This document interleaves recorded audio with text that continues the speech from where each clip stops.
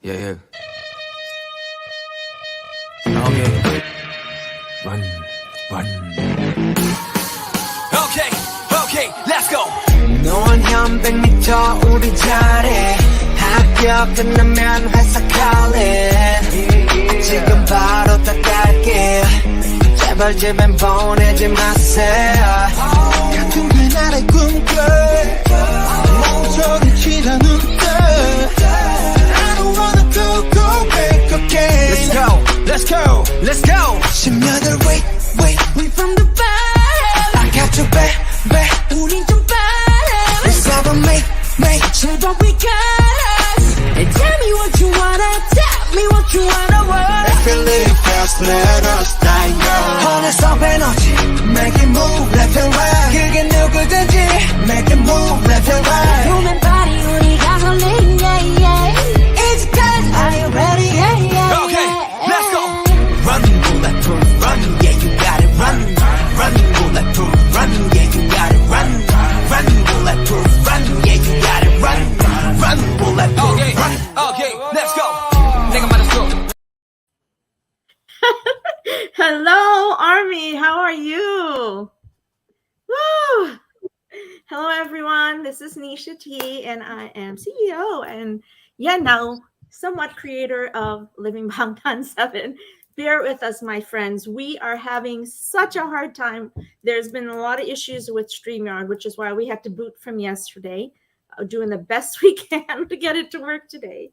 If for any reason, hello, beautiful people. Oh, I'm so happy we're able to see people. Hello from Germany. Hello from Chicago. Hello from Washington. Dude, I am a happy woman right now. Woo! And hello from Qatar, which is Angela, who's joining us from Doha. And our lovely Mini Money over from... Oops, you're muted. There you go. I tell you, StreamYard's been fun today. I hope you guys loved and enjoyed our montage that we started out with. I thought it was the right way to start our year. And hey, Angela, Lainey said hi. Hi, our lovely friends over in our other group. I'm so happy to see everyone here today. So bear with us. If StreamYard boots us out, we will come back. Just give us a few seconds and we will keep coming back to you. It is the reason why we had a late start as well, because it keeps booting us off for gosh knows what reason. Don't know. I'm in the boondocks of Orlando, Florida. Don't know what's going on here. Hello, my friends, and welcome to 2023 and to the first show of Living Bangtan 7. Today we are doing BTS Rap 2022. The legend and the legacy continues, and we are going to be talking about our amazing and wonderful Bangtan Sonyeondan and what a year they had. I don't know that any of us could breathe. No. How many times did we all message each other and go, I can't keep up. I can't keep up. It was pretty insane. I used that word a lot this year, I think. It was pretty insane. Yep. And I think once we started to look at the list, it just grew and grew and grew, and you realized how much they accomplished last year in a wide variety of things. It was really amazing. And our list is not even complete because I was looking at it again and I realized we only have the highlights. Those are only the known highlights, and there are almost 50 things on there. There are 52 weeks in a year, people. So for highlights, and there's about 50 things on there. And on top of that, in between those, they had other events, they had other commercials, they had other recordings they were doing, they had other commissions and the Louis Vuitton. They had so many other things going on. And on top of that, in between all of those pieces, they were recording all those collabs. Man, when they said they were tired, this year kind of reminded me of the Coca-Cola commercial where they had like the song that everybody's like, wait, when did they do this and where did it come from? And it's like really old, but none of us actually knew that they did it because I never saw the commercial until it was like all over Twitter. I have it in the list. I was going to show it. I was like, how many of you know they did this? It is such a good little collab. We have our Samsung, we have our Koei, and we have our Hyundai, and then we have our xylitol, and then we have iSoul, for soul tourism, and every one of those has 2 to 3 commercials that they did.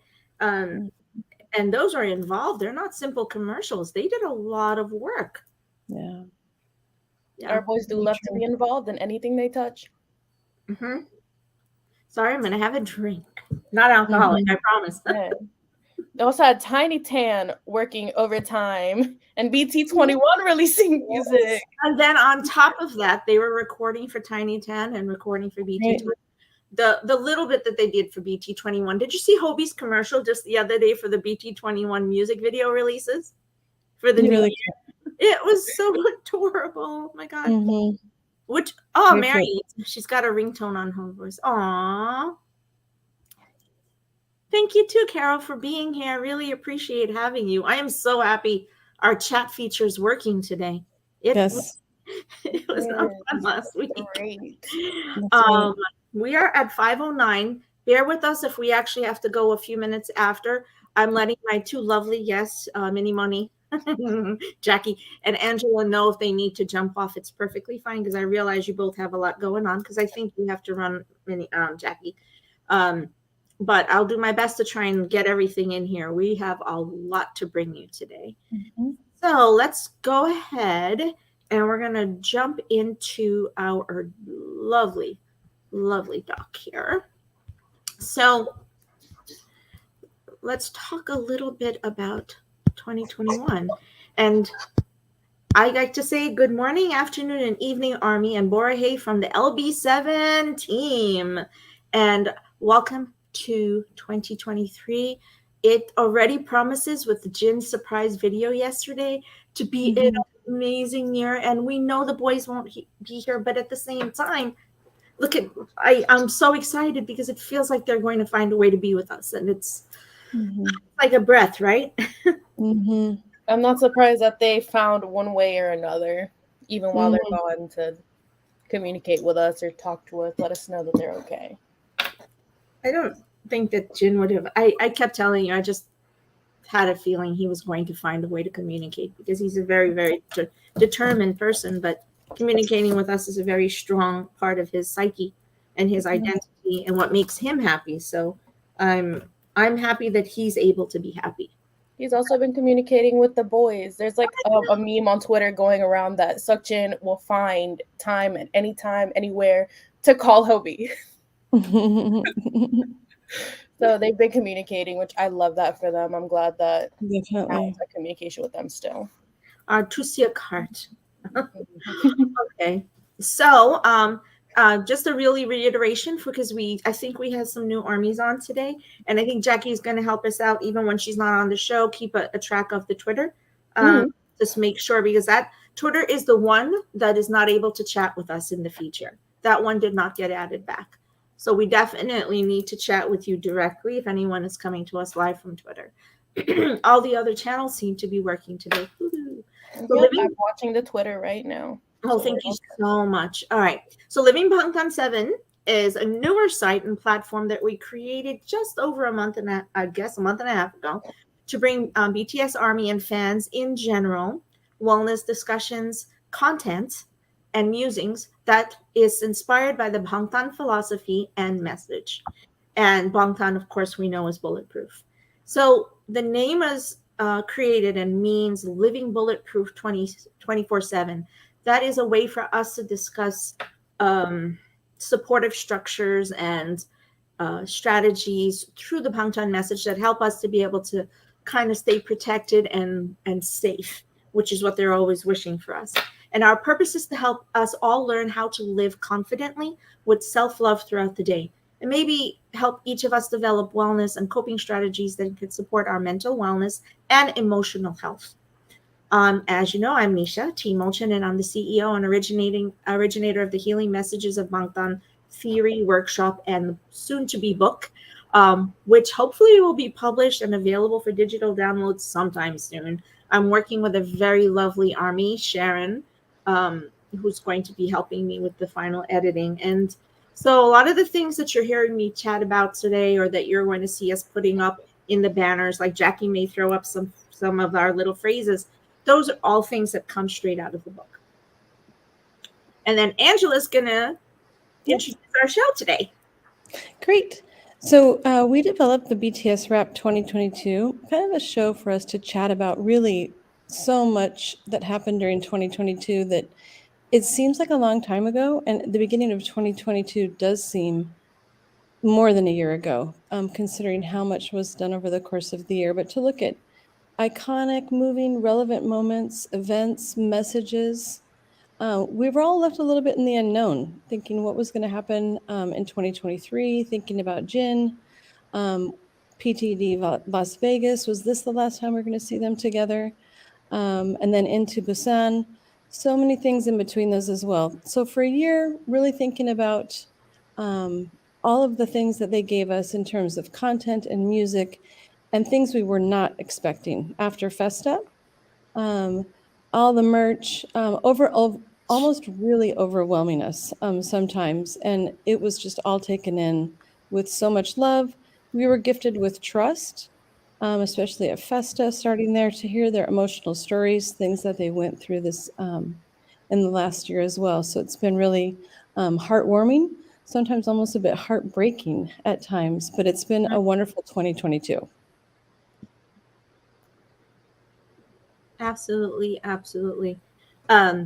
Okay, so we have so much content that it's been a little bit hard for us to figure out what were the best ways to bring them to you. So what we did is we made a decision to go with, thank you so much, Jackie, for doing this. What we did is we subdivided as best as we could into 5 categories. And they're big categories. So we're going to drop those all into the chat. And we're hoping that that Army can also answer these questions. But we went ahead and we answered them. So the first thing that we did is we asked, what is one of the most meaningful BTS moments of 2022 for you? And then the next question. I am in the chat. Nope, I got it. I got the question. Okay. I got it. Don't you worry. Okay. This is not a question, but I do like to put this one up here every time.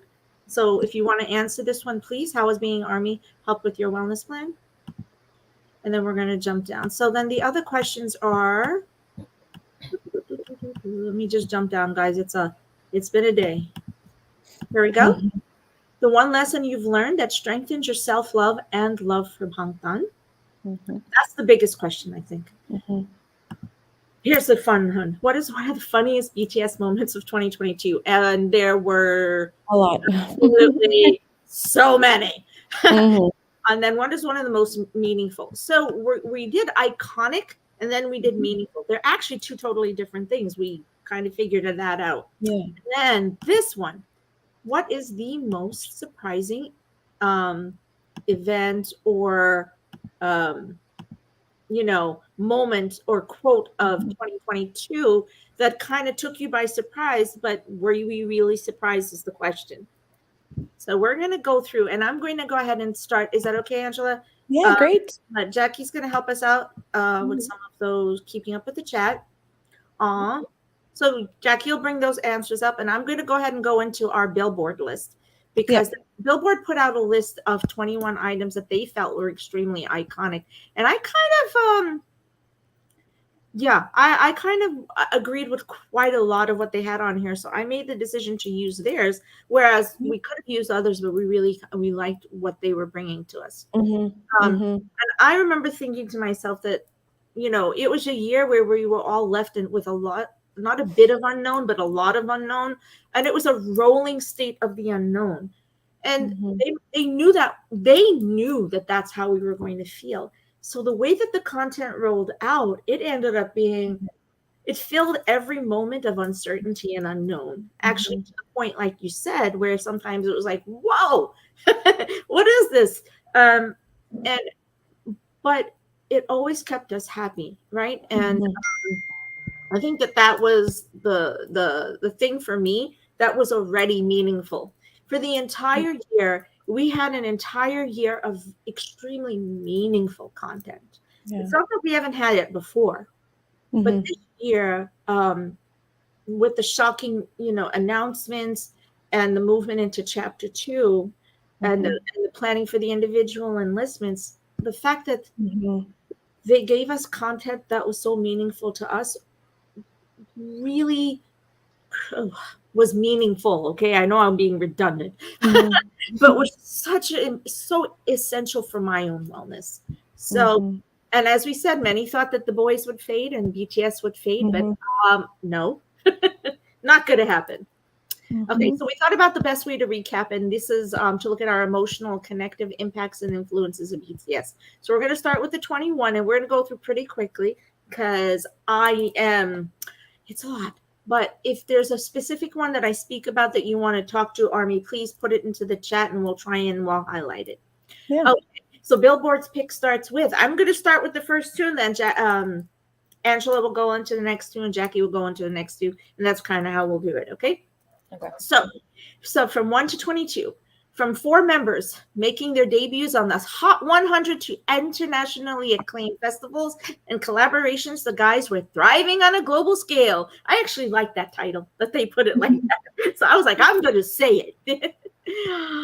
Guys, I didn't even do a picture of this, but they won IFPI's Global Recording Artist of the Year award for the second time in a row. And according to the IFPI, the distinction is a culmination of an artist or group's worldwide performance across digital and physical music formats, including streaming and vinyl, and spans their entire discography.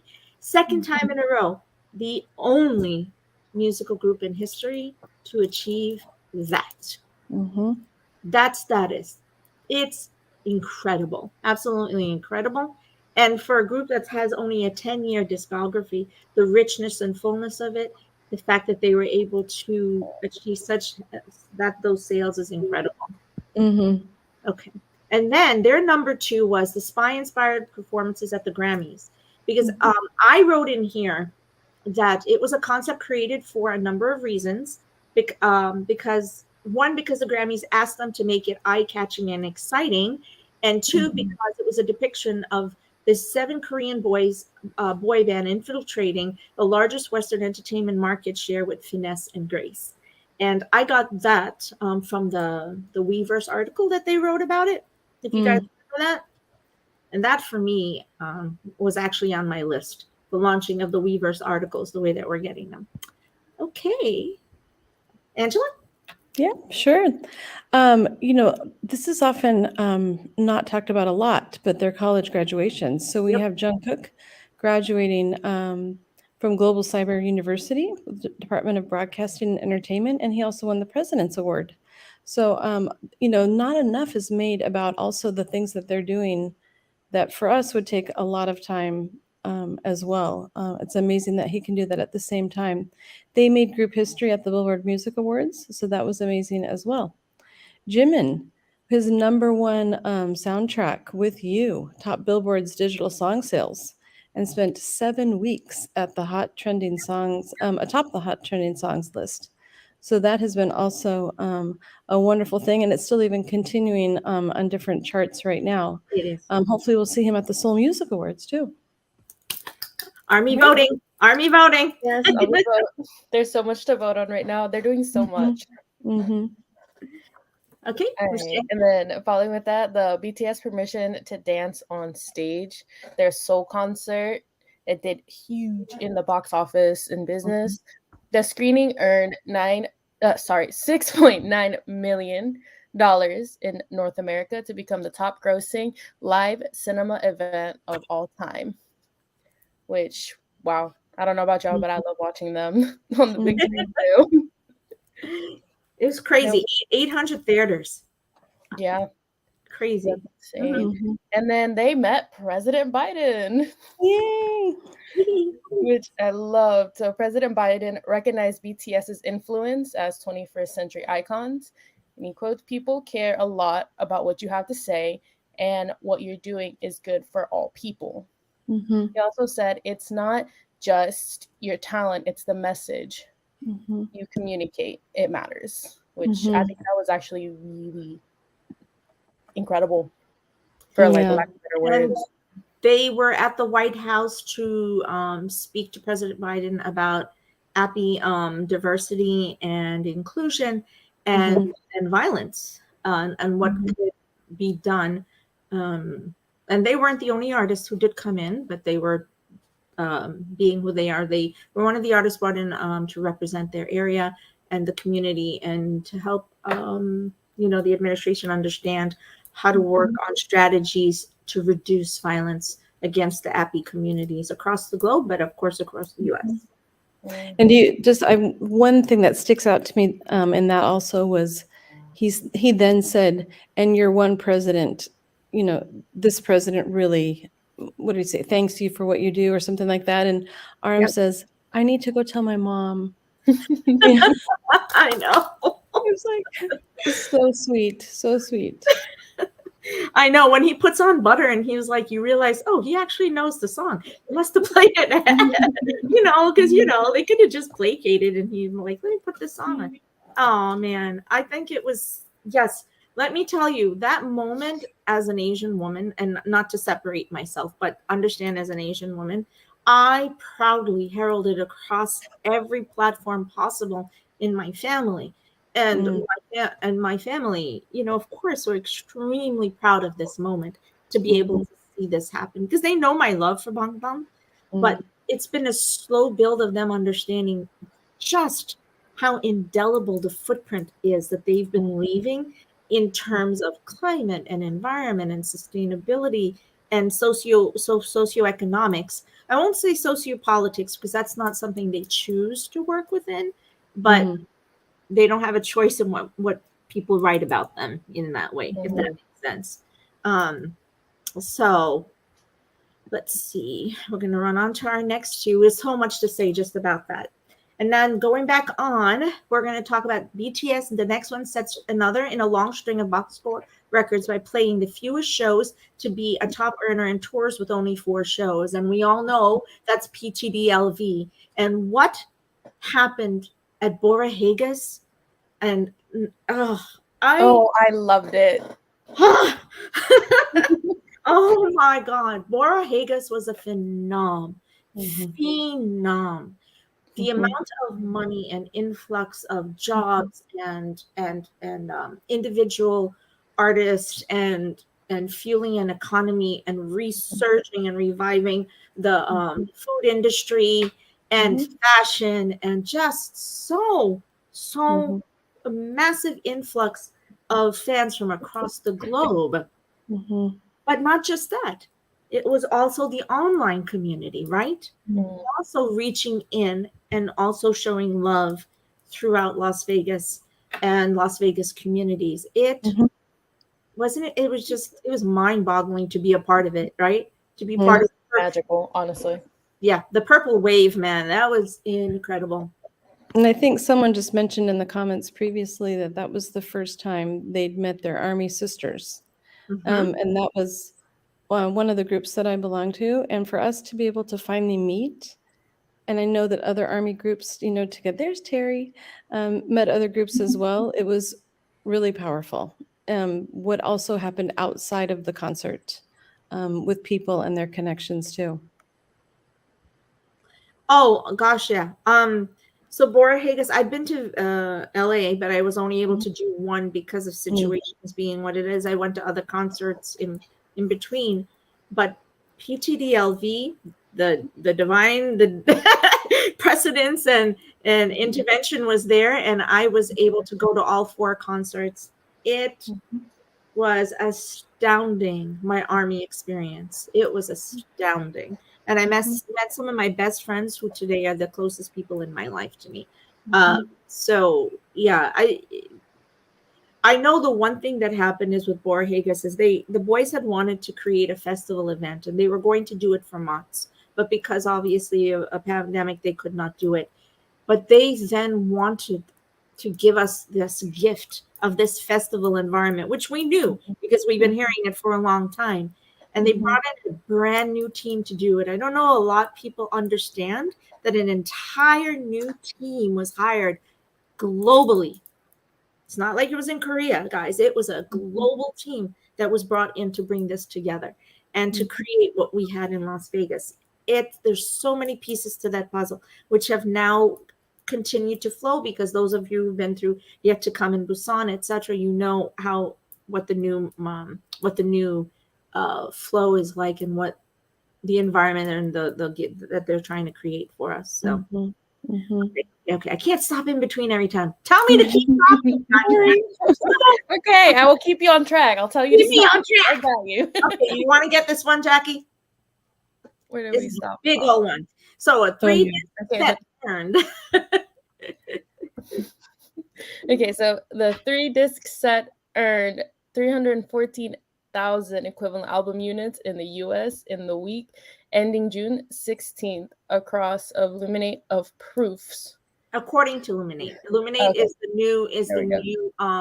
They're like the Hantio, or that counts, that keeps a count. Mhm. Oh, okay. I did not know that. We learn Yep. something new every day. Of Proofs 314,000 equivalent album units. Album sales comprise 266,000 C units, then comprise 36,000 for 52.84 million on-demand official streams. Wow, good job, Army. That's Yep, crazy. that's Army.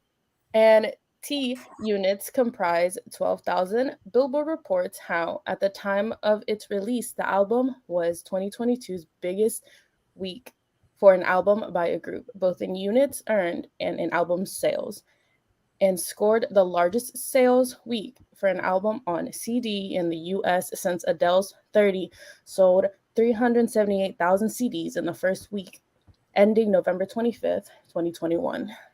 That was a mouthful, but Yes. my God. I mean, this is just this is our boys.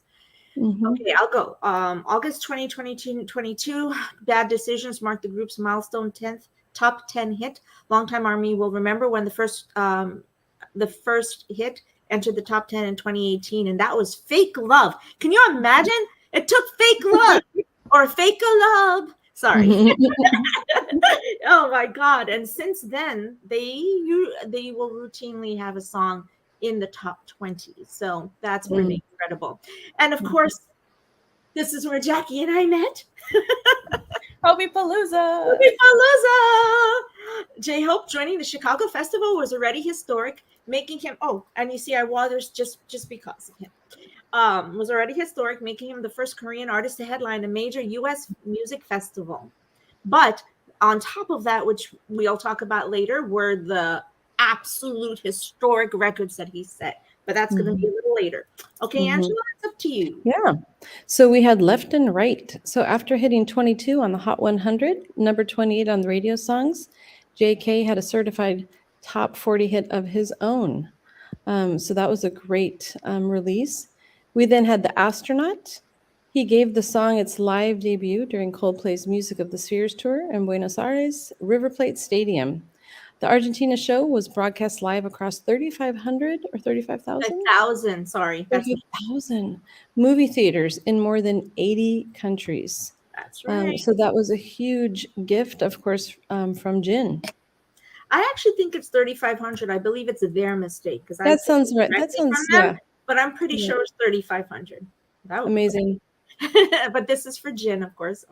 And then Rolling Stones Musicians on Musicians cover. For the first time ever, we had, it actually was the first time ever that we had a Korean artist taking part and leading. So RM and Pharrell met to discuss music, tease an upcoming collaboration, and share new details on their forthcoming album. Take it away, Jackie. Okay.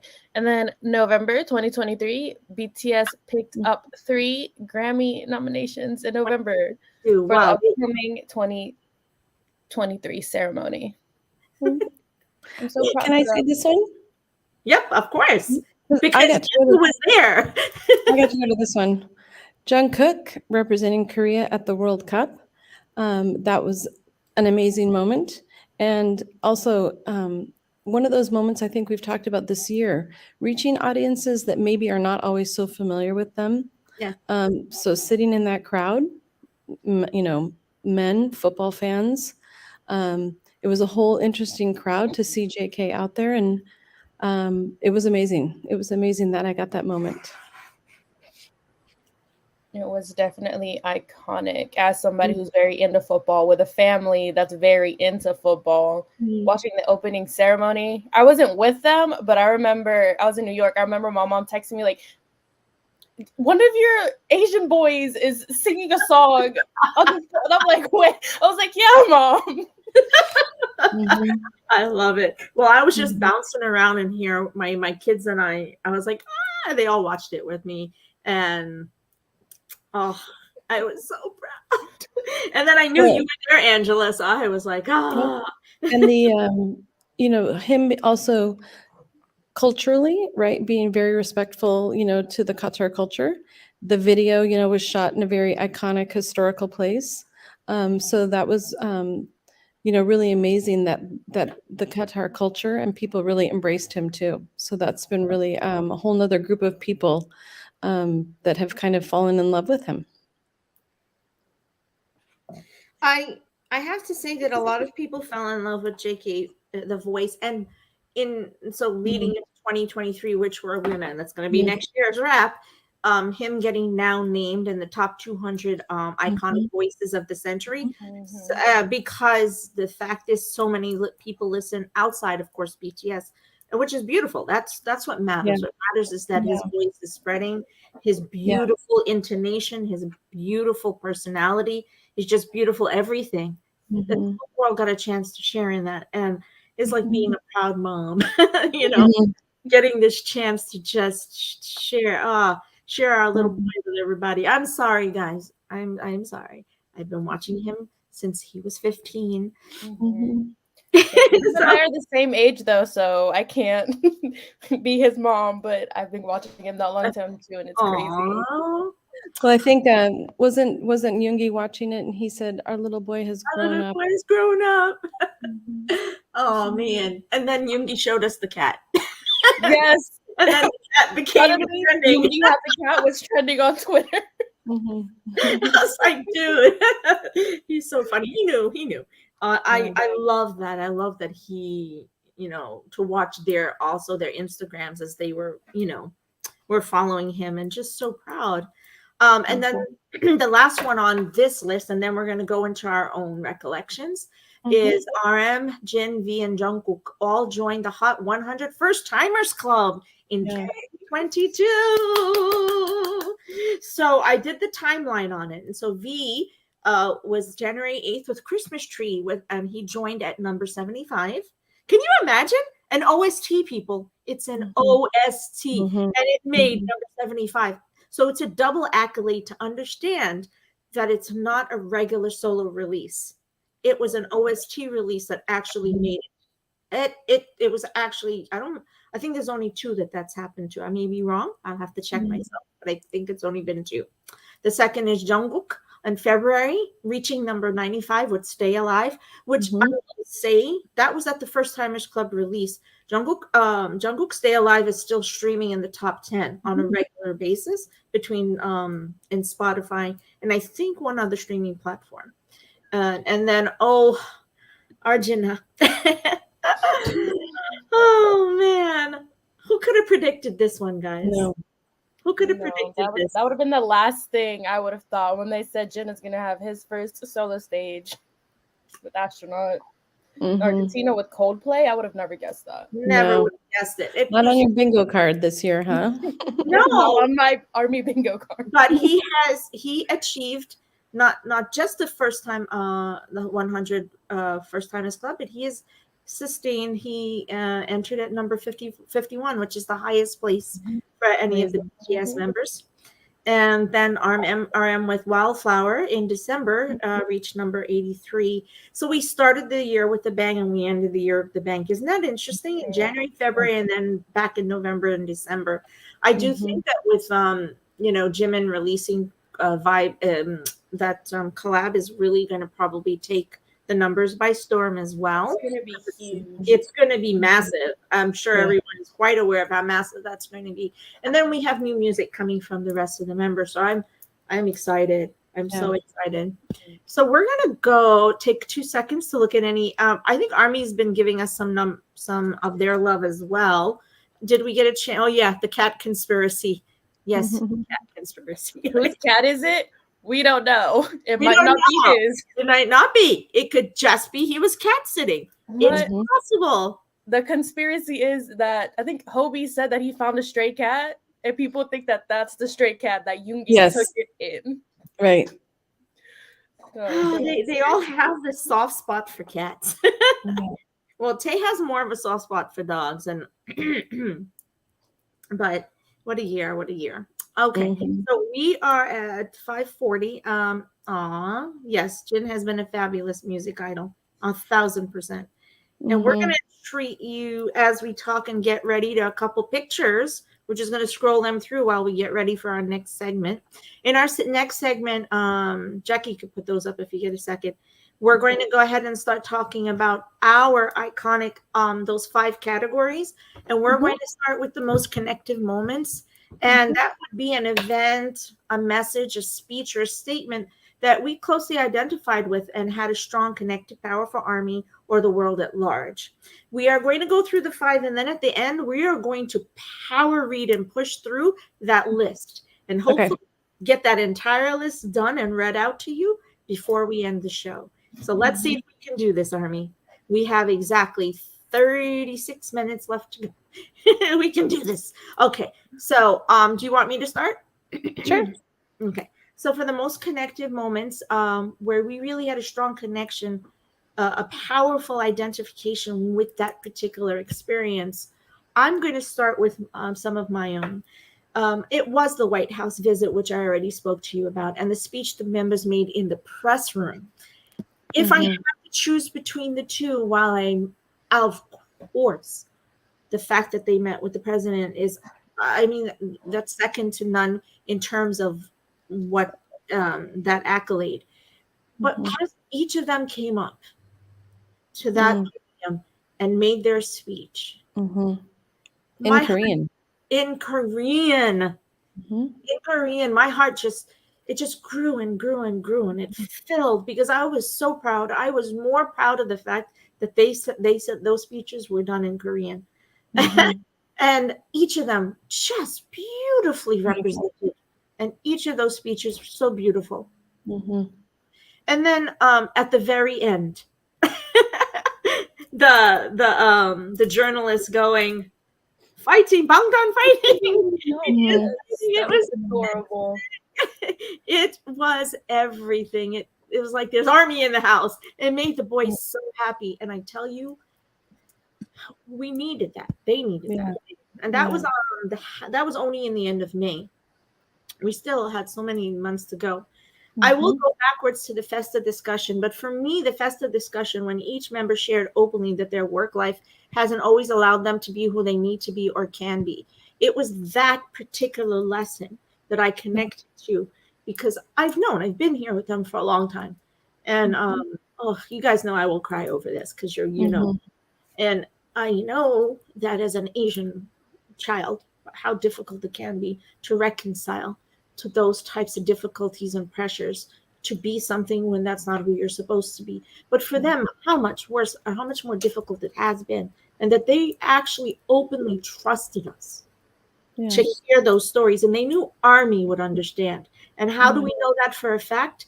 Because the next day when media went crazy, RM said, well, it doesn't matter.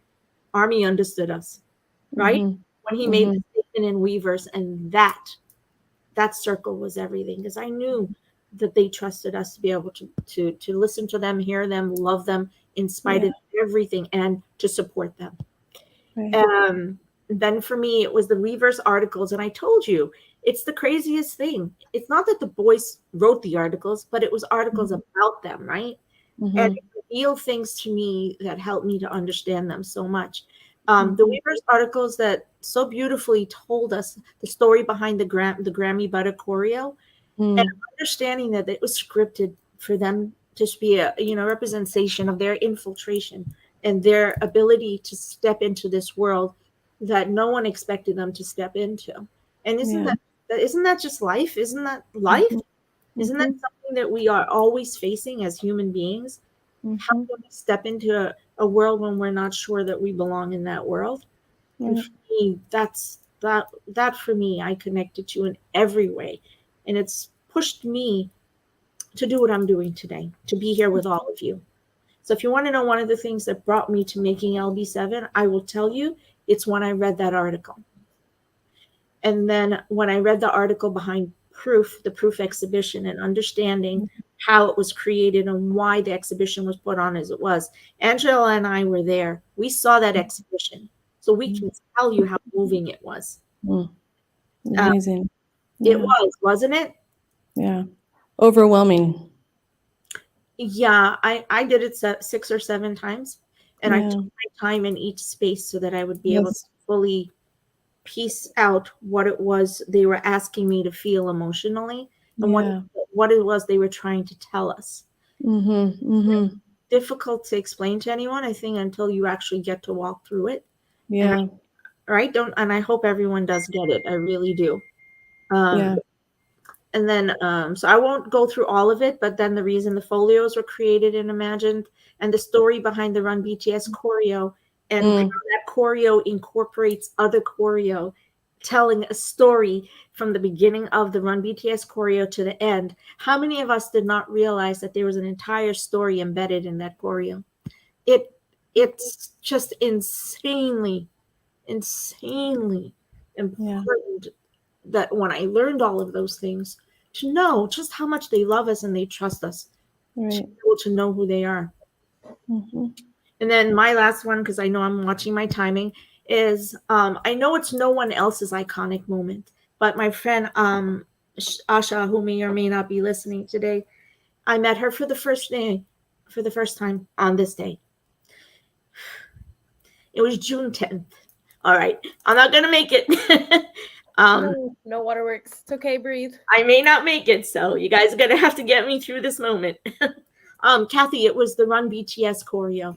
Go back to the Mm. Weavers articles and the blog and read the article about the Run BTS choreo, so that Mhm. you can so you understand what's embedded into it.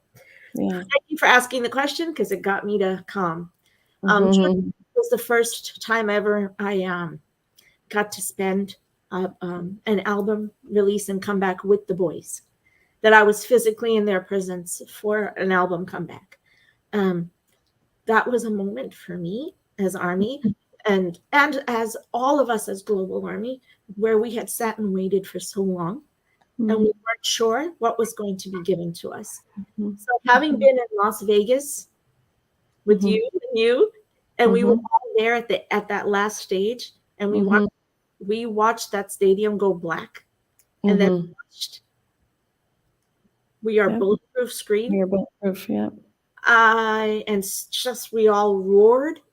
I stood there in that moment in front of KBS and watched them enter, for that, listening to the song that day, and watched them then turn around and watched all of them for the first time 7 feet in front of me, and watching them enter. And all I could think was that moment to this moment, Yeah. like two phrases coming together, because this had been the first time in years that they'd done a comeback and had been back at a music bank or Inkigayo or KBS.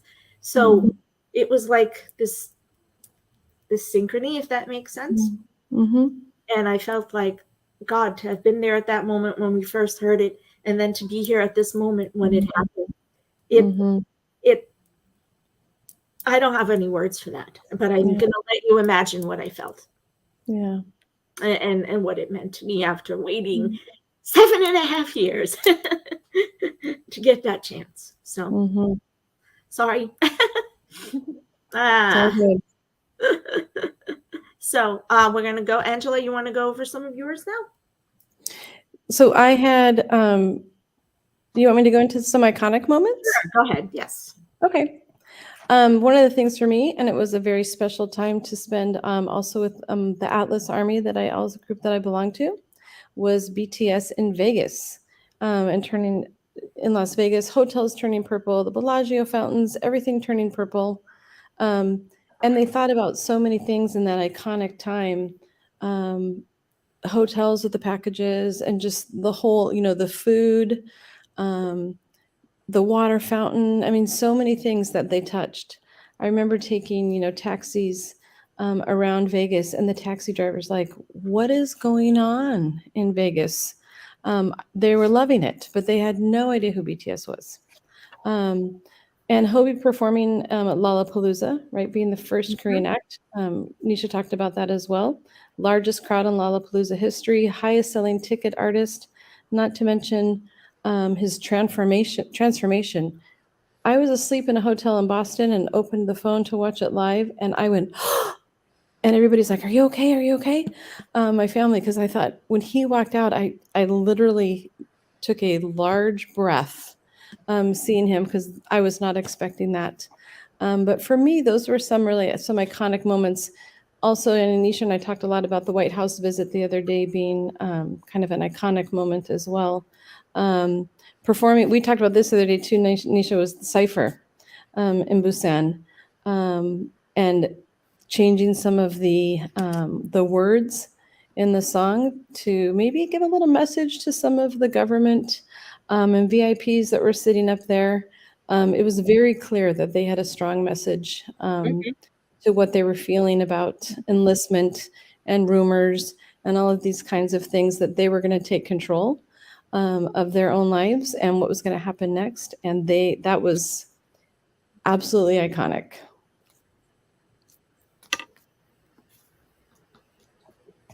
Yeah, I know. I'm just thinking. I'm sorry. You know how I am. I'm thinking about what it was to stand there in that moment and hear that. And in my iconic moments, but heartfelt moments, was to stand in that same space with you and hear 4 songs that I knew it wasn't going to happen again. Yeah. And as we stood there and we realized these songs that we were hearing that we never expected to hear, what was not going to happen again. And then knowing that Army was sharing it with us around the world. Like you and I talked about how, and all of us in our group talked in those moments about what it was to be in that sea of people. No. And it was not easy, but to also realize how historic it was that we stood there and that we watched what was unfolding around us, and we watched and we got to see the last time that the boys will have performed in this way, these songs, and it's just the incredible nature of it. So I am going to actually go off screen for 2 seconds, guys, because I have a tech glitch, but I'm going to let you go ahead and continue. Jackie, you want to go on with your next one? Sure. I just want to say jealousy's a disease because I didn't get to go to Busan, but I'm happy for you guys. But I guess I'll go into my iconic moment because I lost myself in the Google Docs, but they're mostly the same thing. For me, Las Vegas was insane. It was my first concert with them. And not even that, is I got to experience it with a friend that I made through the internet because of BTS. And then rooming with complete strangers that were also Army that I got to meet for the first time. And now they're really good friends. Getting to see Vegas in purple, getting to see how, like, the Bellagio fountain played their song, the purple everywhere. But I think it's everywhere. That was insane. And then I went straight from Vegas. That I ended up going to Hobie Palooza, which is where I met Nisha. And being in that crowd, if you guys watched Hobie Palooza on Hulu, I don't think you guys will ever understand what it was like to be in that crowd. The moment that he popped out of that Jack in the Box, my ears were ringing of how loud everybody screamed for him. Yeah. Along with, like, every time he sang, well, I tell you, everybody knew his music word for word, verbatim. Yeah. The energy, everything, Army, it was crazy. Right. And then we got Festa, which I talked about it with Nisha. It took me such a long time to get through Festa, like their video. Just because, of course, we know that they don't always like show us like the down times or whenever they're struggling and stuff like that. So seeing them talk about it so openly, trusting us, because that was not a video meant for the masses. Right. That was a video meant for us. Right. You know, they didn't care what interpretation other people took from it because, like Nisha said, they knew we would understand. And that's all they needed. And for some odd reason, out of all the years that I've been standing them since 2014, 2015, that gave me this weird sense of validation of they really care about us and we really care about them. Not that I never did not feel that way, but it was just different. It was like an olive branch, like we still trust you in spite of everything that we've gone through and all these things that we're talking about, but we still trust you guys. Yeah. Isn't it amazing that we all had that moment? Sorry. No, yeah, because you and I talked about it. Very much so. For me, I'm going to jump in with your Hobie Palooza because I met you and you and I are just, this is crazy because this is how I think the world works with Army, right? I don't think this is how it works. We connect in a way that's so indelible, but it's so heart to heart. And the reason we connect in that way is because of the boys. There would be no connection point for people who are from across the globe without this one beautiful light ball of, ray of light that sits there that just radiates all of us and just fills us with this warmth, with this hope, with this support, with this love that we all that we all then become one and unified, and it creates in us a family atmosphere and a family dynamic and an energy that I'm going to say it's never going to happen again. I want it to. I want the whole world to be like this. I want the whole world to understand what it is to be us and to have this type of love that we can have between all of us. And I hope it'll happen. I really do. Welcome everybody, even if you're inquiring about who the boys are in any way, shape, or form, their music, their lyrics, their message. You don't have to love everything that they do. I often say this to my kids. You don't have to love their music to love them. You don't have to love their music or their content to respect them. There's so many different layers to who they are as human beings. And the fact that they give us the access that they had, I will run it straight back to the fact of what Jin just gave us. What he gave us yesterday.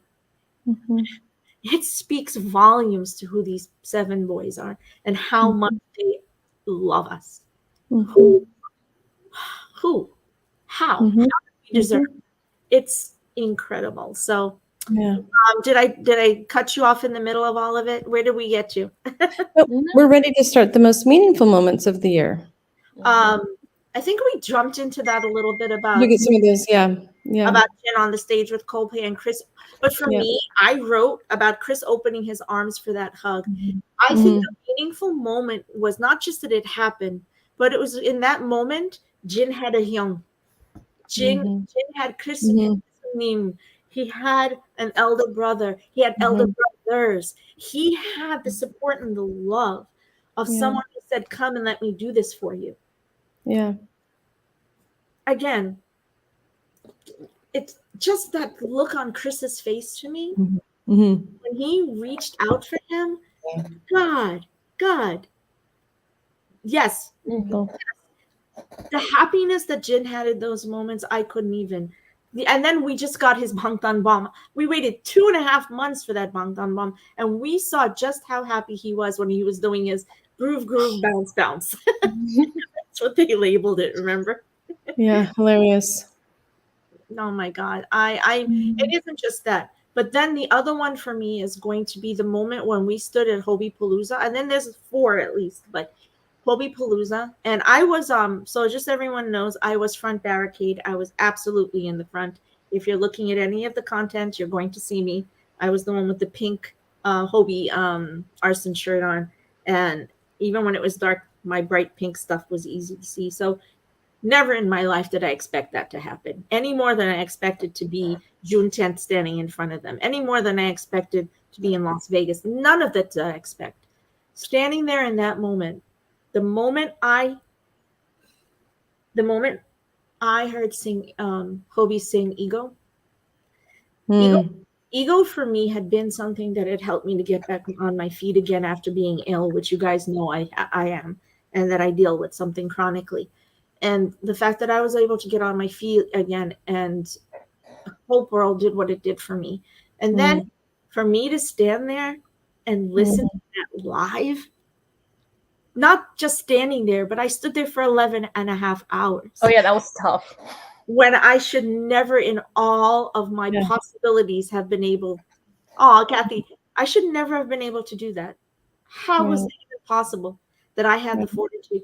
What he gave me that day, I can never replace that. I could never.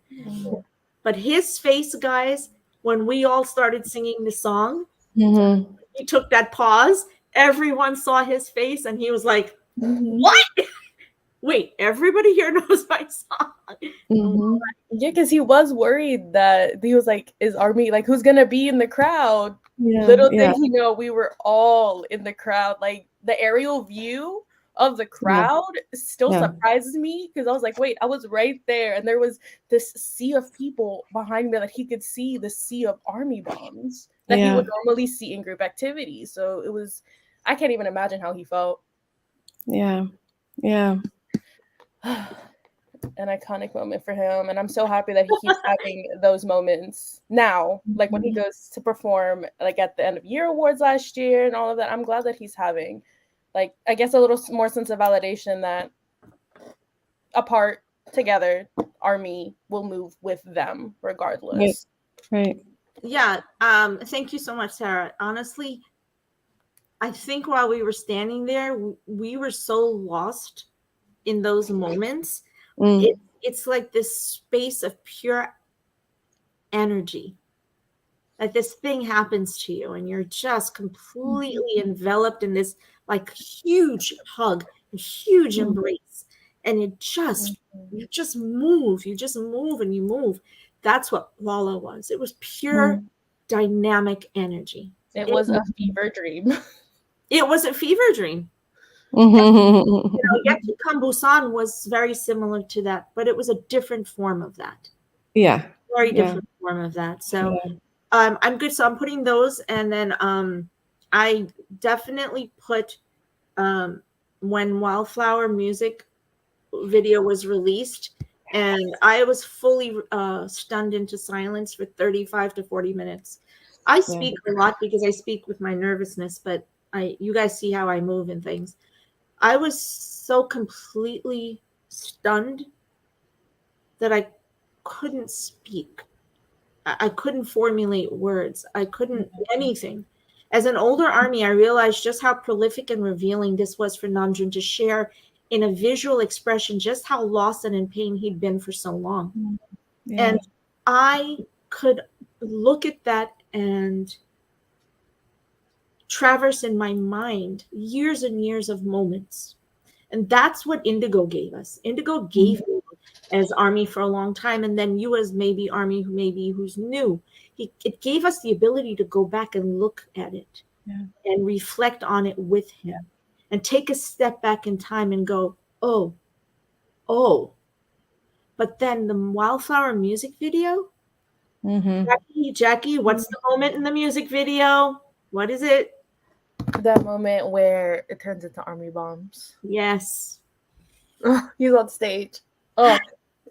When he's on stage and the flowers turn into Army bombs, I don't know if you can understand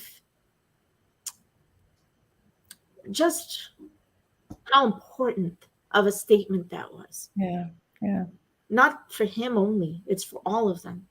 And it's for the industry at large, because they launched things at Big Hit and as Bangtan that have now become normalized in the rest of the industry. But things that they started, things that they began. So those moments were iconic, moving, revealing everything under the sun. And then, I know I'm watching, we're doing pretty good with time. So I'm going to put kudos to myself on this one. Yes. Everybody. Oh, you could get those messages. I don't know how I figured this out. And then I told everybody else. but I was in like the first 6,000 or 7,000 people who figured out what Udo was. Mm. I don't know. I don't know how I figured it out. There was just something that made sense to me about why is this little cute thing that's from an alien from space talking about Sukjin. Wait a minute. It can't have access to Sukjin's pictures.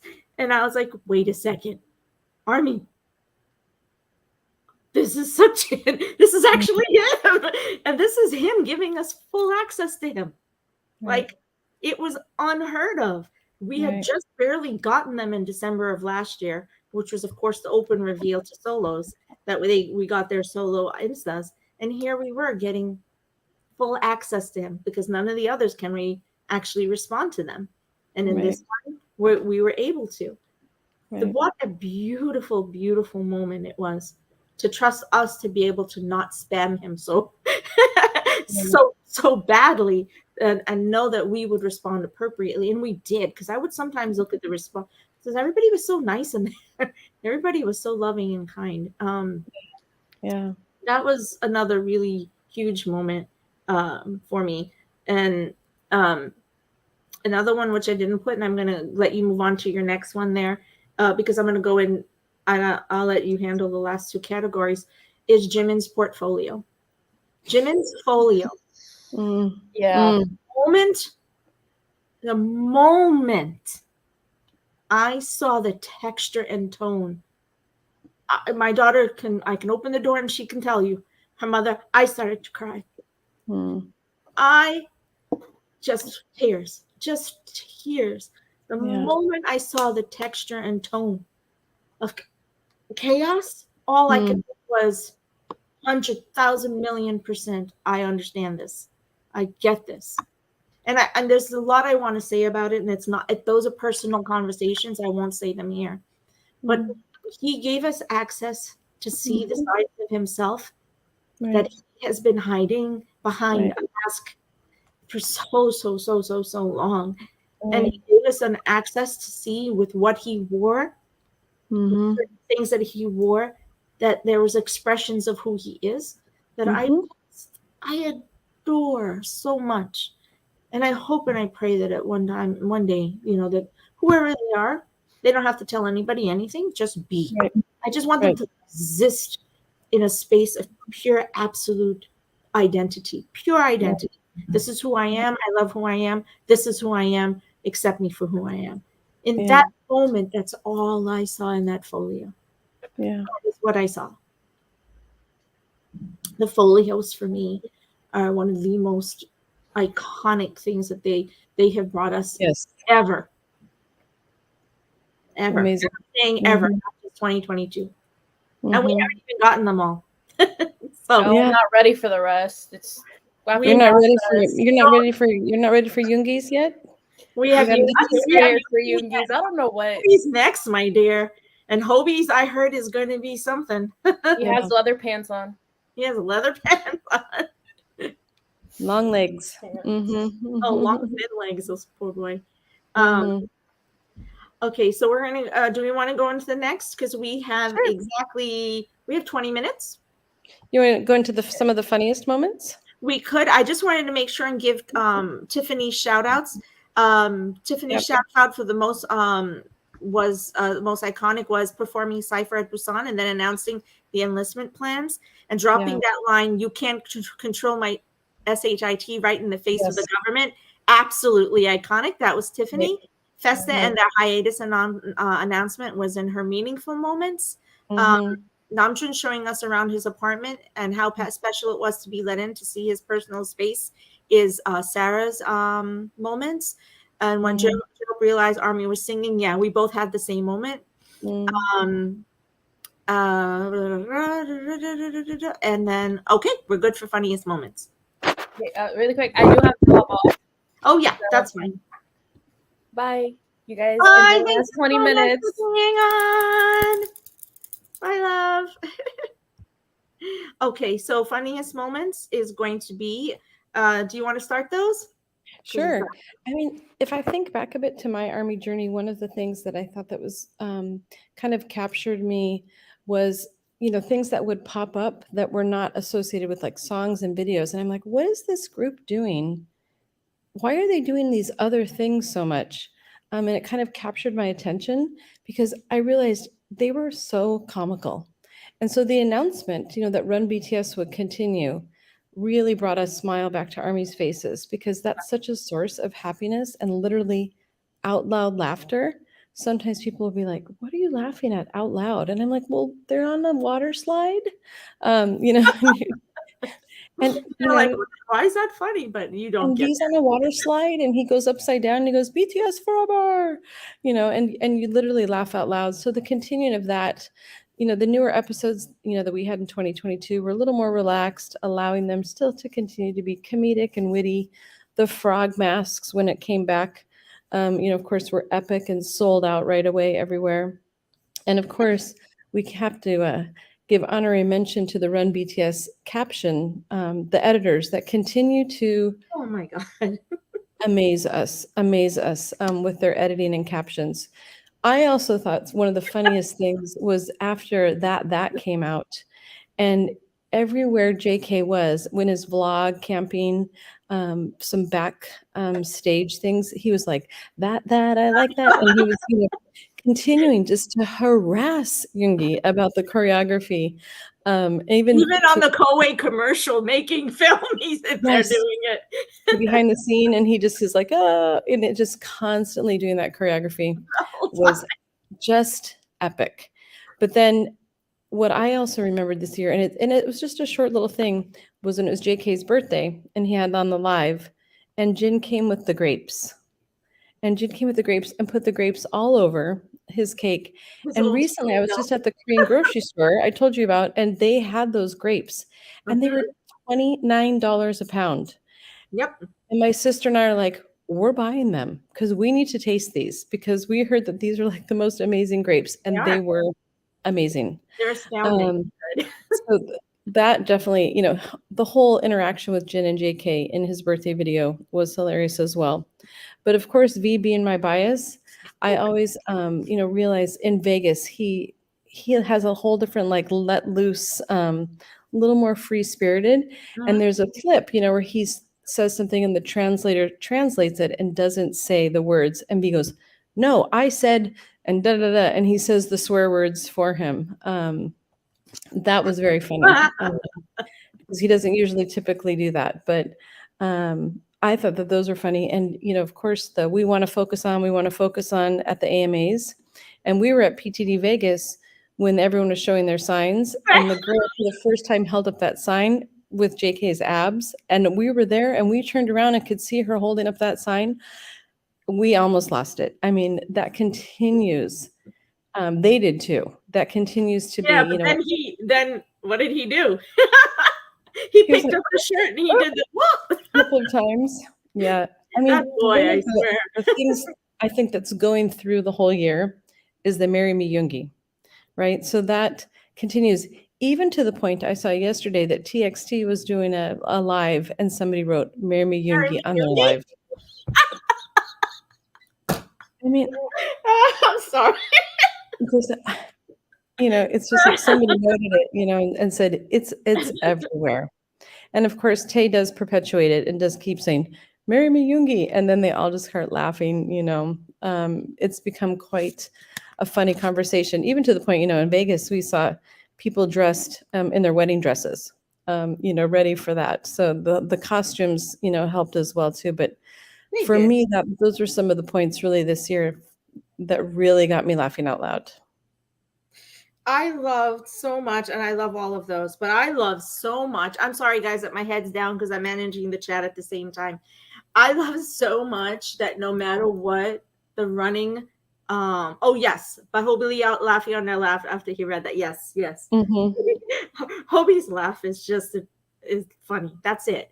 All you need is Hobie to laugh at something, or Jimin.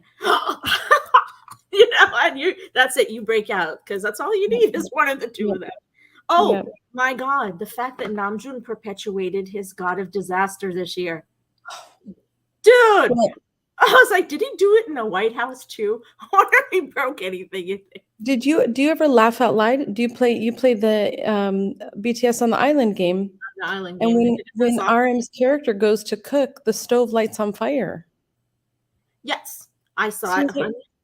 I mean, I it was just like, makes you laugh out loud. Even that makes you laugh out loud. because they make the choices. Yeah. Everything in the psalm is them. So it's Yeah. not that someone's choosing it for them. Every single, and then in the psalm is its own iconicness, because there are moments in the psalm that you will literally break out laughing because you're like, holy cripes, these boys Because he literally falls asleep know. in every activity they go do. He lays down and falls asleep. But you realize they listen to every dang thing we write. They read everything because you're like, oh, yeah, they got that. They got that statement word for word. Mm-hmm. I'm like, oh yeah, they really do listen. Oh, but dude, every single time Jin tries to do a selfie, everything. These boys, I swear There to is no such thing. There's no Mm-hmm. such thing as Kim Suk Jin having a.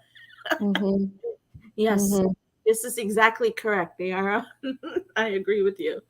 Yeah. And they know everything we say. But poor Kim Suk Jin. But when they did the telepathy episode, and they're over at Jamshil Stadium, and he's like, "Can I just get just one?" And they're like, and Jim and Hobie was. I was like, I love them so much. No mercy. No mercy. No mercy for the young. Not even a bit. Not happening. It was just, oh my God, it's amazing. So yeah, we could just keep laughing. I mean, there is almost no moment at which they're just not constantly ragging on each other. And the fact that no matter what, JK and Jin, or Tay and Jimin, or Tay and JK, or Tay and Jin, they're always fighting on a stage. They're always fighting on a stage. It doesn't matter what, just turn around, they're fighting. Well, even Busan, they gave each other a little kick, you know. They gave each other little kicks. Oh, these boys, I swear. I swear. Okay, so we're going to go into the next one. And please bear with us because we only have a few minutes left. We're almost done with this. And then we're going to attempt to the best of our ability to read through that list. I almost forgot what I was going to say. Bear with us because we went to the Billboard numbers for people who joined later. They're 21, and then we're going through ours as Army. And it seems to me that the armies who's listening today are actually connecting exactly to the same points. So I love that because that feels amazing. I will say something that's somewhere in the middle of all of this. Being a person who read both sets of webtoons, Seven Fates Chaco, I don't want to miss out on giving it an appropriate shout out because they have a very strong input in their character representations in the writing and how that was represented between the animation version and the graphic version and the written version. And I love that there was a point at which I was started reading because it dropped early in the year, right? And then this when it came back, there was a point at which I realized to myself, oh my God, I'm completely invested in the characters. Right. That was brilliant. And I can find them in those characters. Now that's brilliant. And the story is a good story. It's so spiritually deep. It is. And the fact that Yoongi allowed himself to be a character that was so broken. Brilliant. Smart. Intelligent. And fully broken. I mean, and I won't reveal anything because if you've not read Seven Fates Chaco, first of all, number one, go back and read the short, watch the short videos where they each define fate. I honestly think you need to read it because even if you don't read the webtoon, understand that those definitions, now that we've had the whole year to digest, we realized they were talking about themselves. Fully. And their fate definitions led us straight into Festa. If you think of the Festa conversation, am I right? Oh, yes. Let us and always kind of little hints, little glimpses as to what they want to say, and they're this close. And then they can't, but then you realize, oh my God, they gave us these answers. They gave it to us in all 4 PDDs. They gave it gave it to us as they were dropping these little hints and these, and yes, thank you so much. I really encourage everyone to read it. There's so Mhm. much to understand outside of it being BTS as these seven characters and the Right. beautifully dysfunctional nature of how Mm. they are so broken and have to try and find this way to connect in a way that it's impossible because they just are seven human beings who should never have connected. Right. Never. But yet Right. here they are. And it's Yeah. the same way they describe themselves. So for me, I think if I have to go back to iconic and moving and extremely Mm. relevant moment, I would say making the decision to Seven feet. go to create the Seven Fates Taco. Yeah. Right? I mean, Yeah. and then giving that to us the way that they did. Right. So, absolutely, I didn't want to miss out on that for sure.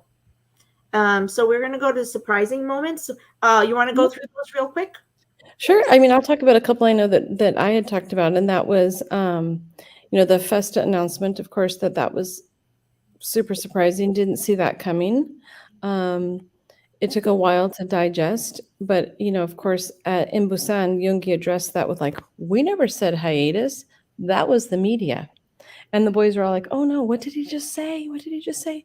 I think Yoongi was pretty straightforward in his feelings about that as well, and RM's made himself known what he felt about that as well. But getting a little skin in chapter 2 here. Some of those have been quite so a lot of skin from some. Waiting for Yoongi's skin, and where is Yoongi's tattoo?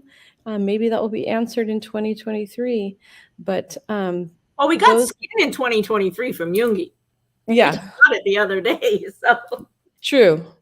So that was Tiffany. One of the things that she mentioned that she was looking for all the skin that we got, including now we are going to have maybe in Yoongi's folio some skin.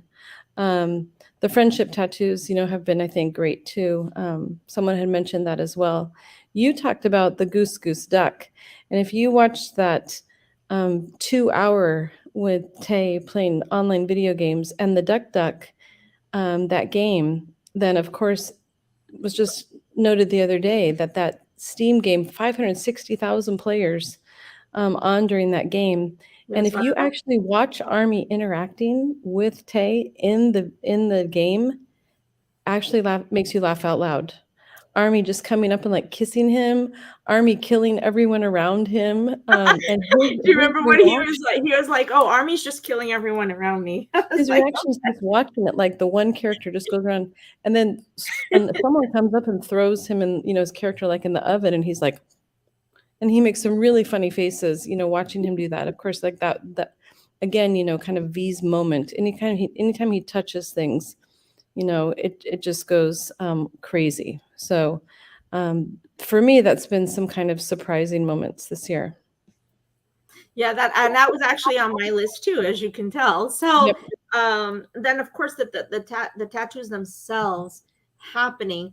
The fact that they've been talking about it since April, and then we got the reveal. But you know what the moment was for me Mm, was when Polly C actually revealed that the tattoos spell B, T, and S. yes. That's when I was like, "Are you kidding me, man? There's nothing that gets left to chance, not an ounce." Nothing. No, no, Because I no. It's kept wondering purposeful. why were some that had the line and some didn't have the line, Yeah.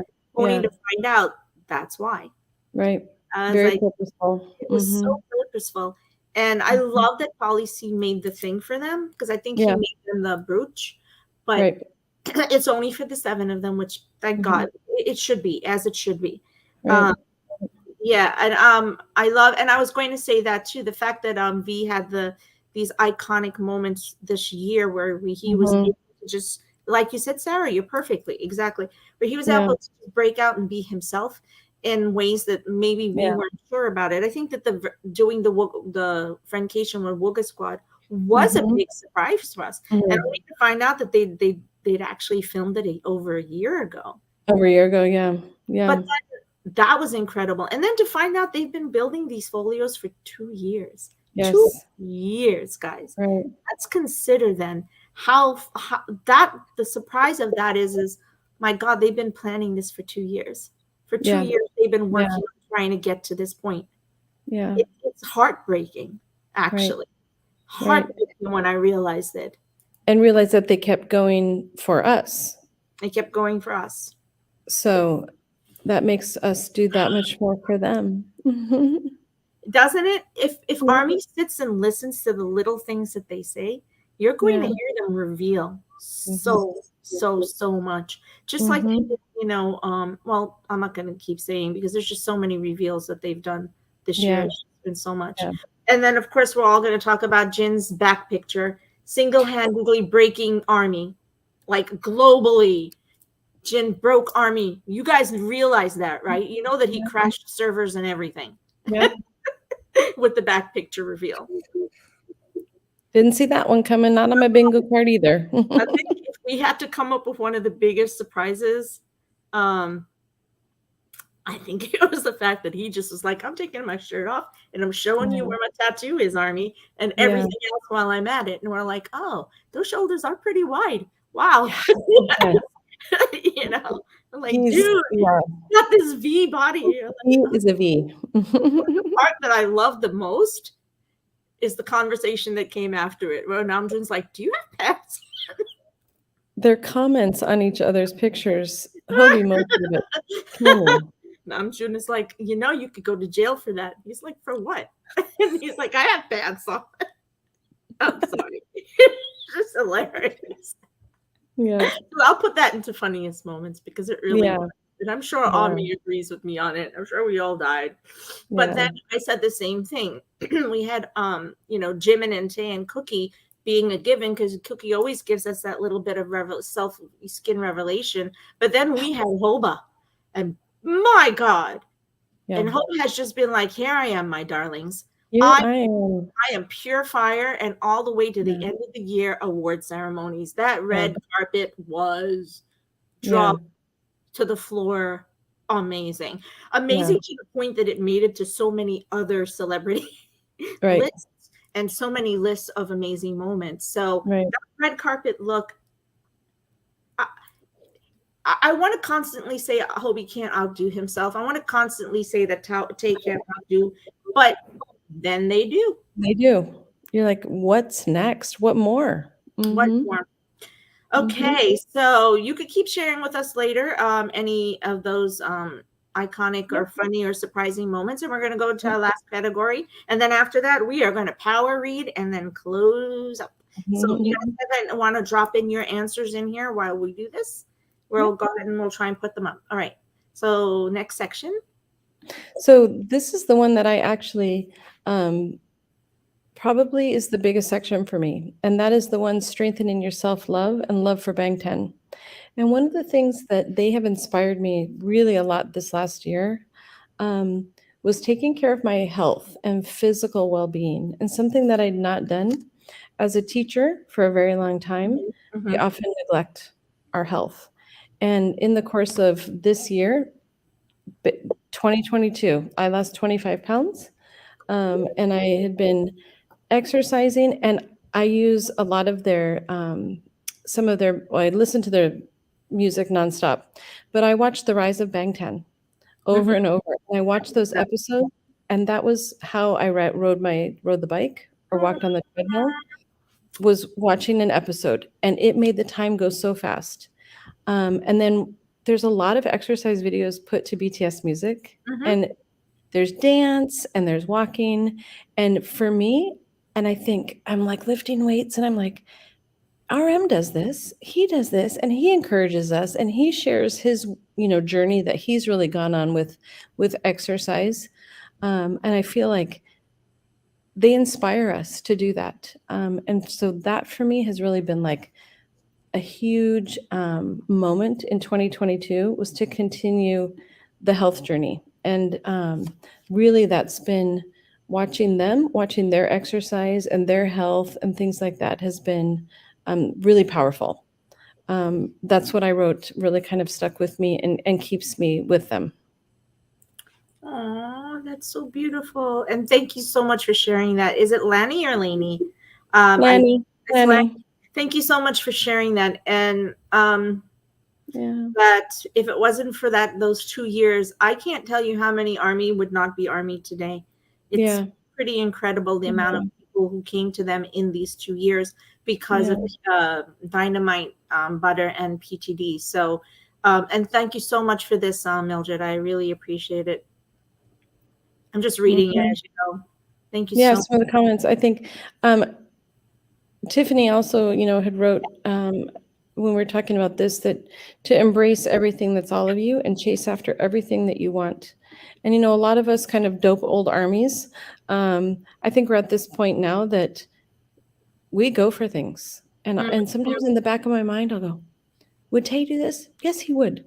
And this kind of self-talk, but if I'm looking around, because I live, in Doha, away from my family and things like that, so I don't often have anyone to turn to for decisions or things. And I'm like, would Tay do this? Would he go for this? I'm like, yes, he would. And so I feel like I have these extra little voices pushing me. And so I definitely agree with what Tiffany wrote, wrote as well. And that she said unapologetically, and that is Yeah. absolutely the fact. The fact Yeah. is that at some point, it's knowing confidently that your choice is the right choice. So, thank you, Jerry. I know you're showing lots of love for our Angela. I am so. Let me tell you, just real quick before I go into my last one, and then we're going to power read. An iconic moment for me, I'm going to go back to it, is, the moment we all opened our Weverse ticket, the raffle, and the raffle results. I had applied for raffles for 4.5 years and never won one. Not one raffle. And I thought and thought and thought, and I had just come back from 2 months. As you guys knew, I was there for the 2 months. Had just come back, and my soul was missing them in every way, shape, and possible. It took me 7.5 years to see them live, and then it took me 8 years to get to Korea. And then I went and I stayed for the 2 months, and you guys know my story. And in that time, everywhere I turned, there was a way to see them. So I thought, okay, I'm going home, and it's what it is. When I opened, and saw that you were a winner, every ounce of me started to shake. I'm not that person. That's not what happens to me. I'm a very collected person. Very. And I started to tremble. Oh, yeah. Yeah. Toe, every single part of me. I was just like, Yep. Yeah, it's for, I can't reproduce what it felt in that moment. And if I had ever had a question in my life as to whether I love them and whether they meant something to me, you question yourself a lot when you're older, and you're like, well, I shouldn't love these 7 boys. They're so young. What is it about it that creates this beautiful relationship we have that makes no sense, because they don't know me, but at the same time they know me. And you question yourself because you're older, and you question yourself for a lot of reasons. In that moment, my body told me that this was true, that this was absolutely real, that they had changed every part of me. So without that happening, I would have never met you. That's true. There are definitely not coincidences. Things happen for a reason. And I think, Nisha and I complement each other, me having a lot, background in curriculum and working with children, and Nisha's medical background. We have a lot of discussions on mental health, the brain, and then, kind of what BTS has, sometimes not even about BTS, but it's in the background. It's in the background. What has encouraged us to kind of pursue these paths that we're on now, which, let's be honest, a few years ago, many of us would not be on the paths that we're on now. But it's because of them and the people we've met, like Terry and Lanny, who have supported me and been some of my biggest cheerleaders. And Lanny and Terry gave me my first big moment, allowing me to dance to Dynamite and putting that video on the internet. I just they gave me that moment, and it was so special, and I love them for that. And to meet them in Vegas, Um, it's been just a journey that I was not expecting. No. So there's your unexpected, because that's the unexpected that we've all been having as we move along. I found family here that I could never have ever imagined that I would find. And and it's family that I knew I needed. Yeah, It was the gift that the boys give us constantly, and they have no idea they're giving this. yeah, yeah. Um, and Mm-hmm.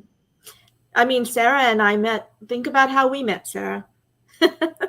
You know, we both happened to be sitting at Yuching Siktong, me for my goodbye dinner before I got ready to leave. And she sat there, and I said, Wow. don't sit by yourself. Come and sit with my group. And so Wow. here we are, just Yeah. this chance meeting. And it's been this lovely relationship. And Beautiful.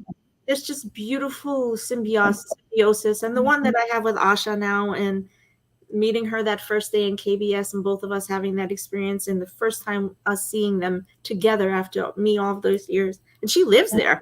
So it's just, yeah, this year was Beautiful. filled with these moments of just pure, absolute, brilliant, dynamic love that I know we would never have had without them. Of course. So I'm going to close out with my Yeah. with my one lesson that I've learned. And the lesson that I have learned, and I have been learning for 7 years and 8.5 years now, but it took this year to solidify it. Even though I teach it, guys, I teach, self-care, I teach self-reflection, I'm neuropsychiatry, I'm mental wellness. My goal is to reduce suicide. My goal is to help people live confidently and self-accept. That doesn't always mean that I find that in myself. I've had a very difficult life, and I'm open to to letting people understand that. Mm-hmm.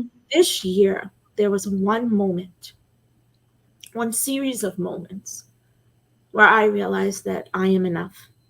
I've been saying it forever. It's literally the motto on our shirt that we have for my company, DG. But I realized that I am enough. No matter what my inner uncertain self tries to tell me, or it hoodwinks me into thinking, I am enough. And that me is allowed to cry, to be confused, to be unsure, and to continue my self-reflection for as long as it takes. And then to do it all over again if I need to do it again. Yeah. This person is enough. I don't always have to search to find a part of myself that belongs to someone else. I need to search to find the parts of me that belong to me and that are me. That today's me isn't the end of my story. I am a summation of years and years of my moments, my thoughts and my failures, my successes, my friendships, my dreams, my imaginings, and my musings, just like Indigo shows us. And I really took to heart that Namjoon created the word flower work in 2015. When I realized that was a moment that propelled me. And it was just the other day. When I realized that he had created that word in 2015, and I knew them already, and he just couldn't make it fit or make sense in his work and in his music until he was able to create Wildflower. That it took him 7 years. 7 years to create a sentence that made sense in his vocabulary. So why couldn't I have taken that much time? Why wasn't it for me to do it? When I said to other people, I am enough, tell yourself that I needed to do the same thing and to cut out the regrets. That's what Indigo tells you. It isn't just what Indigo tells you, right? That is what the astronaut tells you. It tells you that there's a love in this world that we have, that exists in such a state of pureness, absoluteness, that it doesn't matter the rest of it. Right. That love will always exist, and it will always reach out to you, and it will find you. And that, I teach it a lot, and I really really, really believe it. But did I grace myself with it? Mm. Probably not. And I shared that with you. I shared that with you, with Jackie, and a couple of people that, even with me teaching, every moment of recreating this entire program, the entire the research in the book was my own way of finding myself. And I realized, oh my God, Namjoon and I were on the exact same journey for the exact amount of time. My brother died in 2010. I created the company in 2012. I found the boys in the beginning of 2014.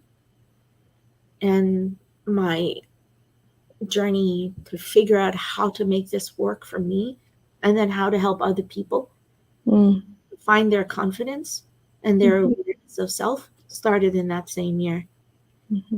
So the word flower work, I got it. It made every sense to me in the world. It was a revelation.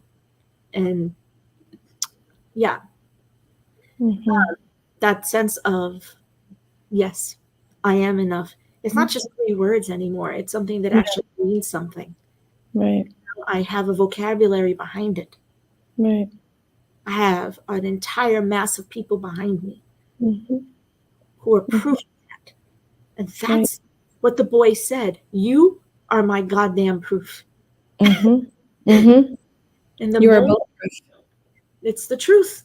When he said it, you are my God, excuse my language, don't kill me. You are my goddamn proof. I sat there and I went, okay. And you are our goddamn proof. Yeah. Because it's a 2-way story. It is the 2 of us. We're working together. Right. It's this beautiful collective hug. And because of you, I know myself. And now because of us, you know yourself. What a gift. That's the lesson that this year brought to me. Yeah. Beautiful. Very beautiful. Yep.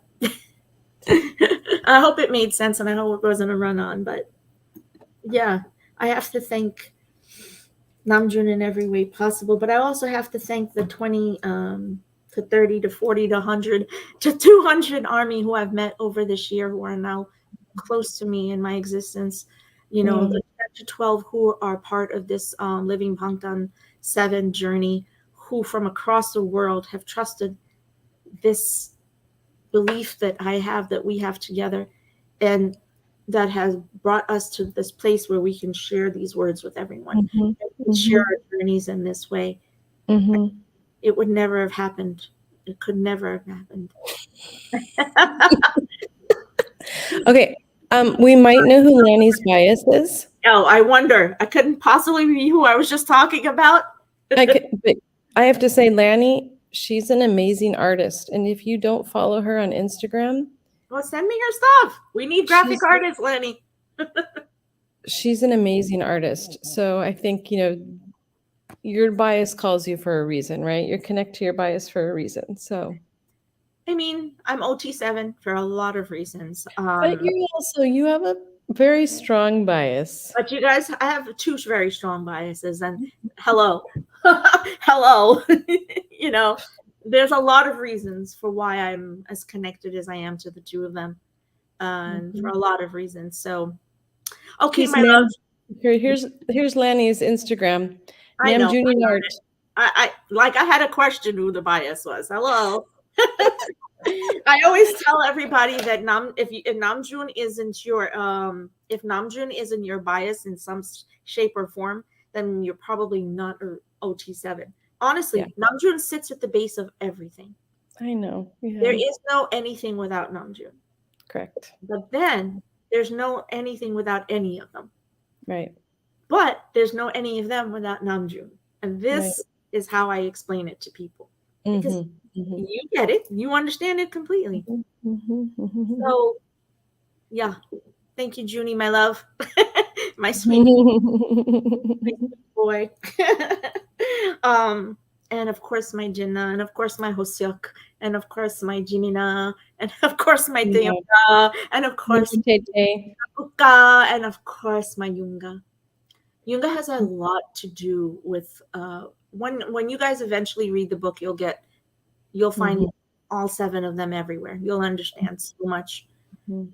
Yes, Namjoon sits at the base of everything, but we need all 7 perfectly. That's what I said. It's exactly it. Exactly. Okay, Exactly. fellas, are we going to try and run through this, or Yep. are we go ahead and Let's say, do it. okay, girl, you ready for this? Because this is going to be crazy. Okay, I'm going to start out and I'm going to get my way through May, and then you're going to go from there. Okay. Remember, we're only starting in February, and this is only the highlights, guys. This is not even all of it. Okay, 2022 BTS events, folios, vlogs, artists created merch, etc., etc., etc. February 11th, we had JK with Stay Alive, the 7 Fates Taco, all ready to go. March 12th to the 13th, PTV Soul. That with Psy and Yoongi. April 4th, the Grammy Awards, woo and the Butter performance. April 8th to 9th, 15th to 16th, PTV Vegas, woo! Oh, PTD last night, the 16th, the screen going black, and we got Proof is Coming. We are bulletproof. Woo! April 24th, OST with you released with Jimin and Hyung and his best friend as well. Sorry, it went out of my mind for 1 second. April 29th, that would sign with Suga and Yoongi. That was an important moment because I think that's when they did that live and to see Yoongi dance, and where Yoongi gave us the Bangtan bomb, and we were able to actually realize that he'd written and produced and helped with the choreo. Crazy. May 31st, White House visit, iconic moment, as we all know. June 13th, V Live. I was there. I was actually sitting outside of Hyde, people, when that happened. June 14th, Festa dinner. Guess where I was? I was at the 2018 Festa dinner spot eating dinner when they did the Festa dinner. Wow. Yeah, that was something, let me tell you. Yeah. And June 10th, I am actually you start from June 10th. There you go. Okay. This is So back. we've got June 10th, yet to come video released, the Proof album released. Of course, that was huge. June 10th, we also had filmed the Music Bank in Kagayo, KBS. That was like Go ahead. Mm-hmm. That was iconic as well. June 24th, we had Left and Right released with JK and Charlie Puth. We have June 27th, in Paris for the Celine Fashion Show. June 18th, the In the Somme game released in the island. We've got V's driving log in July. Listen to many songs in the iconic Lizzo moment with her new song that he vibed to as well. We had the start on July 13th of duality photos. According to the members' birth dates and their times of the day, we had those photos starting to be released. We've got July, Vogue Korea with J-Hope. We've got J-Hope in his pre-release party. Multiple press junkets for Jack in the Box. Then Jack in the Box was released in July. We've got J-Hope on IU's palette. So that was an interesting moment as well in the year. July 22nd, the Francation with Wooga Squad. We've got July 30th, the announcement by Lollapalooza that Hobby's merch sales exceeded 1 million. They had to restock, first artist to sell out a Sunday in Lollapalooza history. And he was there, closed out the show, over 100,000 fans, and danced Jin's part in the Dynamite song as well, where he did that little bit of adaptation of the choreography. We've got August, we've got the 7 Fates resumed. We've got August 5th, we've got Bad Decisions. We've got September 1st, Sexy New Kim, if you haven't heard that. That one's a great one to get going. September, we've got Vogue Korea with V. We've got then, of course, the huge iconic October 15th and those dates all around there with Busan leading up to, Busan's hopefully petition for what they were working for. We've got Yoongi and Busan, the iconic moment of him not looking while they're holding hands in the circle before they go on stage. So we know that that's his moment to say that they will still continue. October 28th, you want to keep going because that's some of your. October 28th, the Astronaut was released, and Jin performed in Argentina with Coldplay the 28th to 29th, based on where you were at the time. The music video was released as well. Chris Martin's love for Jin and the members, even interviews. He will not let anyone say anything negative about them. Still brings Uto on the stage with them every night since then. And so sweet for ARMY. Everybody loves their relationship. And that's solidified for the entire globe, including Billboard, etc., that Jin as a soloist had the ability, and BTS had this very strong, close relationship with the other largest music band in the world. It was a very important moment.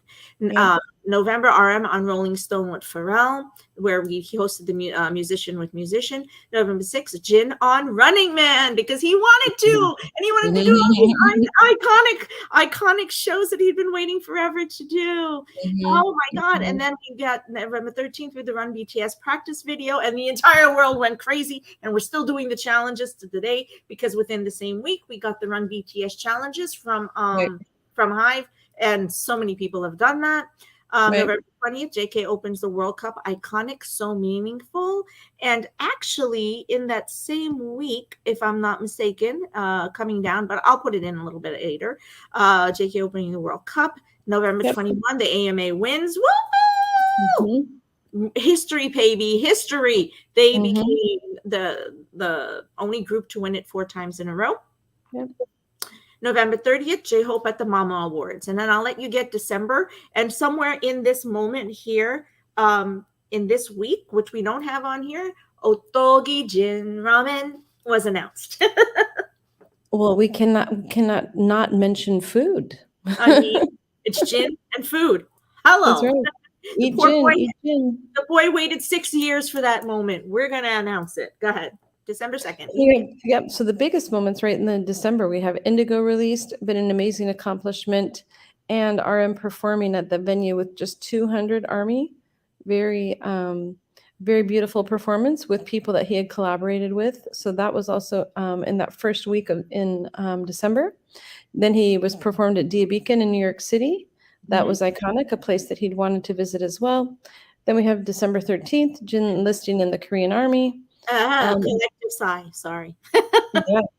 No, I mean, we can't overshadow that, but it's becoming, that has become kind of a point of the year to really note, because that's a turning point in a lot of what's to come in the next few years. December 31st, we had J-Hope back in New York City for the New York Eve party. So that's been that was a great way to end the year, 2022. It was, but and the last 3 weeks there were actually a lot of announcements that happened, and it had to do with collaborations. That's when we found out about Vibe. In the last week, we found out about Vibe. Well, actually, we found out now, right? And we found out that there were other collabs coming, and there's so many things, but we're not going to go over them at this moment. And we got it. Woohoo! We are ready. We made it. That was a lot for the year. That was a lot. So we did ask the question of Army out in our chats, and one of the most iconic, memorable moments of the year for Army themselves was when Army found out that Run BTS was coming back, and the excitement as we will be seeing them, because we found out that they had recorded everything. Right. And then the Samsung documentary as narrators, and then the Hyundai documentary as the narrators of the hero films. That was a lot. We got it in. We did, and we know we didn't get it all, but it took us hours of talking together to get those. It did. There's so much. If we had to do it, because you want to do a show about each one of those moments, right? Yeah, we do. We really do. Especially, the Hyundai and the Samsung hero moments, and them representing nice break we had in 2022. That would be correct. It's 2:50 in the morning. I have to get up at 4:30 to teach 12-year-olds. I am so sorry. No, so I'm like, this is the break. We're on a break.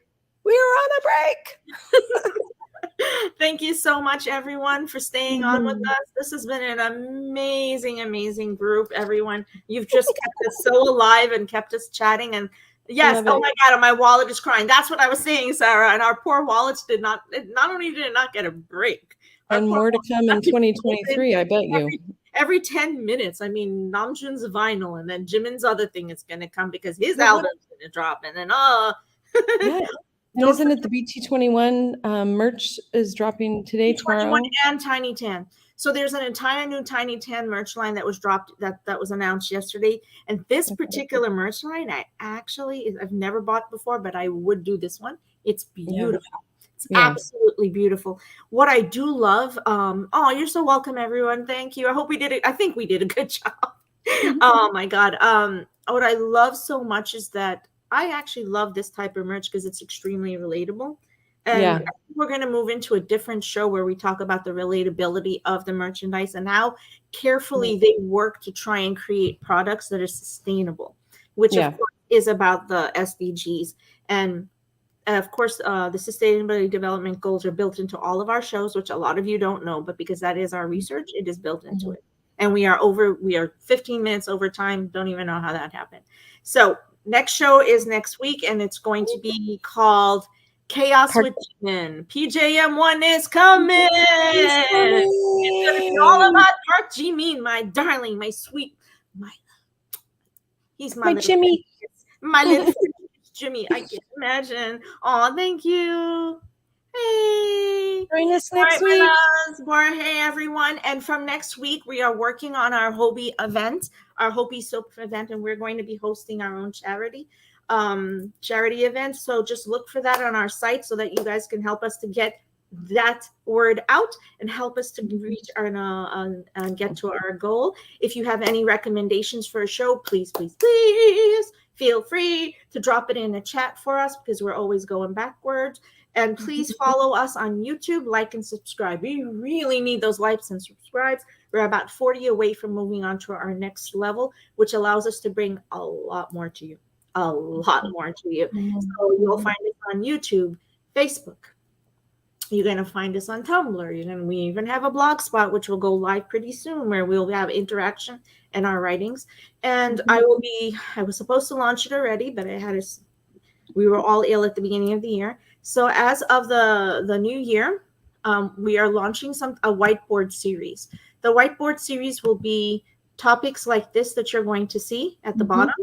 Each of these topics is going to then be turned into a whiteboard for self-care and wellness. And what you do is you use these prompts to be able to create your own, to create your self-care plan for that week. Or if you want to use the same exact plan for 3 weeks, that's up to you. But we're going to be creating these plans. I've already created them. I've been working on them for a long time. And they all come out of my book. And look forward to it, my friends. We'll be bringing them to you as soon as we can. We have the first 2 are ready to go. Peace. Okay, Borahae, we purple you. Apobangpo. We love our boys. Night. Forever. BTS forever. Love to all. Borahae. Bye.